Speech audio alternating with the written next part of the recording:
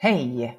Idag har jag tänkt att visa hur man gör ett ifyllbart arbetsblad att dela i Classroom genom att använda Google Presentations.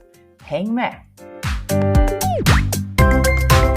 Många av oss har arbetsblad i form av pdf-er i våra datorer, och för att kunna göra om dem till skrivbara arbetsblad så behöver man först och främst göra om dem till ett bildformat. Och jag har för den här gången valt att använda den här konverteringssidan. Det finns många olika konverteringssidor och de är olika bra. Jag tycker den här var smidig. Den tillåter dig att göra 2 stycken konverteringar per dag gratis.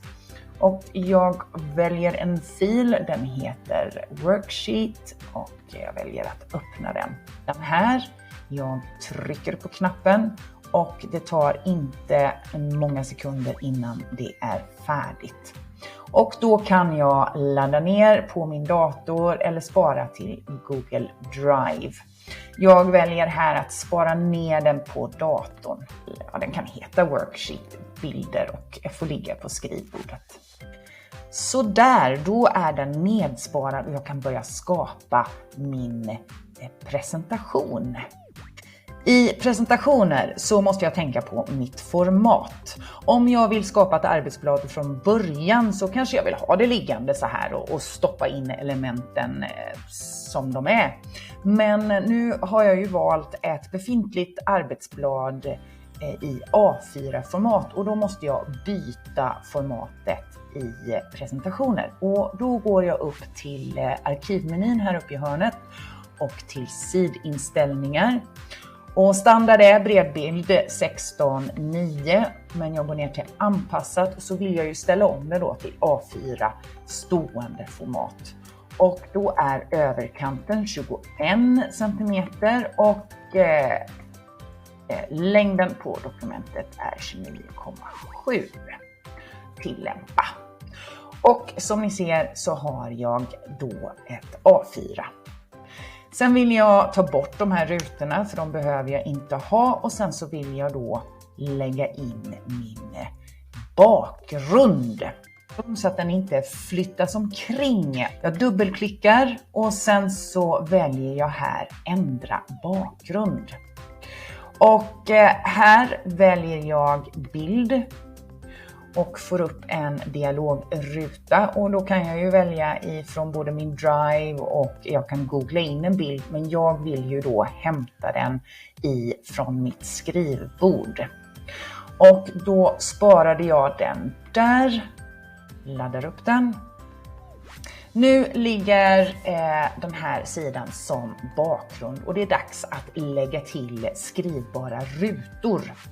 Man kan göra på 2 olika sätt beroende på mognadsgrad hos eleverna. Det är i princip samma sak man gör. Man väljer helt enkelt infoga en textruta och så sätter man den här då. Och här kan man också välja att man, för att visa eleverna att det här är en skrivbar yta, så kan man välja en fyllnadsfärg, till exempel ljusblå. Och jag kan sätta en ram runt omkring så att eleven ser att här ska man skriva. Jag kan också ge eleven instruktioner. Och sen så kan jag enkelt göra en kopia av den här rutan och klistra in, flytta till övriga ställen.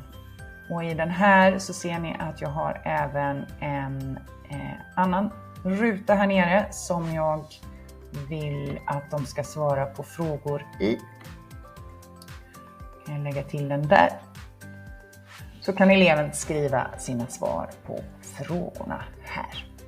Jag kan naturligtvis lämna rutorna blanka och ge eleverna instruktioner på annat sätt. Och sen är det bara att dela med eleverna som vanligt i Classroom. En kopia per elev och eleven lämnar in i Classroom som vanligt. Man kan också lägga till anteckningar här nere och ge svaren så att eleverna kan kolla sina svar själva. Men det får man ju välja som man vill. Den här lilla filmen var ett önskemål från min kollega Neran och jag hoppas att du har nytta av den i ditt arbete. Om någon har fler önskemål om förklaringsfilmer eller instruktionsfilmer så hör av er. Lämna en kommentar på filmen nedan, prenumerera för fler tips så ses vi snart. Simma lugnt!